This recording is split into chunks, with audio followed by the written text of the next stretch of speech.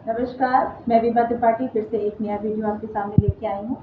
और आज जो मैं आपको बताने जा रही हूँ वो मैथ का एक क्वेश्चन है जो कि आपके पावर में आता है। ठीक है, पावर में आता है और ये एम और एन के फॉर्म में रहता है। और उससे कुछ ऐसे एक टिप्स हैं फॉर्मूले के। अगर हम हिंदी की बात करें, हिंदी मीडियम की बात करें जो कि यूपी बोर्ड से है, तो उसमें वास्तविक संख्याओं के घातांक के नियम का एक चैप्टर है। उसके कुछ ऐसे टर्म्स हैं या कुछ ऐसे लॉ हैं जिसको अगर हम लगाते हैं तो हमारा कोई भी क्वेश्चन जो है वो सॉर्ट आउट हो जाता है। और जैसा कि आप लोग देखे ही होंगे, आप लोग की बुक्स में भी होगा, दिए होंगे क्वेश्चंस। ठीक है, तो सबसे पहले जो हम देखते हैं घातांक का नियम, जो सबसे पहला जो घातांक का नियम है, घातांक नियम। ठीक है, ये सबसे पहला जो घातांक का नियम है वो है a की पावर m इंटू a की power n is equal to, इसका जब हम शॉर्ट ऑफ आंसर निकालेंगे, ठीक है, तो क्या हो जाएगा a m प्लस n। ठीक है, a m प्लस n, ये घातांक का पहला नियम है। ठीक है, अब ये बोलेंगे मैम ये तो चलिए ठीक है, ये तो हम बुक्स में भी देखते चले आ रहे हैं, पर ये एग्जैक्टली है क्या?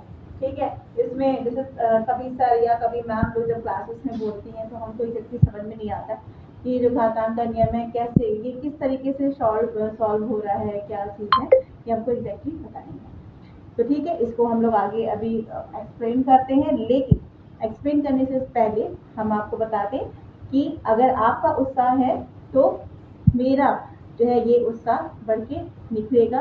तो आपको उत्साह के साथ शेयर एंड लाइक करना है हमारे चैनल को।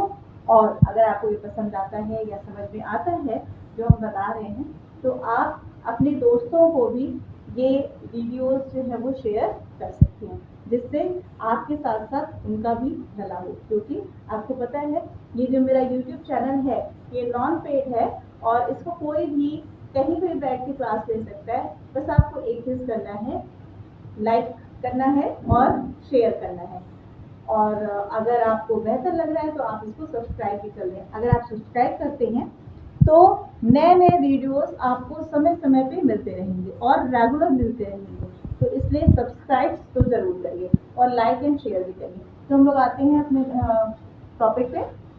यहाँ पे देखिए, जिस तरीके से हम लिखे रहते हैं ना a की पावर m, ठीक है, a की पावर m, तो ये जो नीचे इस तरीके से लिखे रहते हैं इसको हम कहते हैं ना आधार, इसे कहते हैं आधार।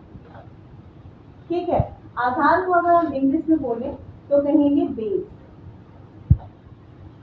ठीक है, ये बेस है। ठीक, और इस बेस के ऊपर जो भी संख्या या अल्फाबेटिकली जो भी कुछ लगा रहता है इसको हम कहते हैं स्क्वायर या वर्ग, स्क्वायर या वर्ग। ठीक है, तो आधार और वर्ग के नियम से ही हम आगे चलते हैं। इसको कंबाइनली रूप से अगर हम बात करें तो इसको हम लोग घातांक कहते हैं कि कितना जो है किसी के ऊपर कितना घातांक लगा हुआ है।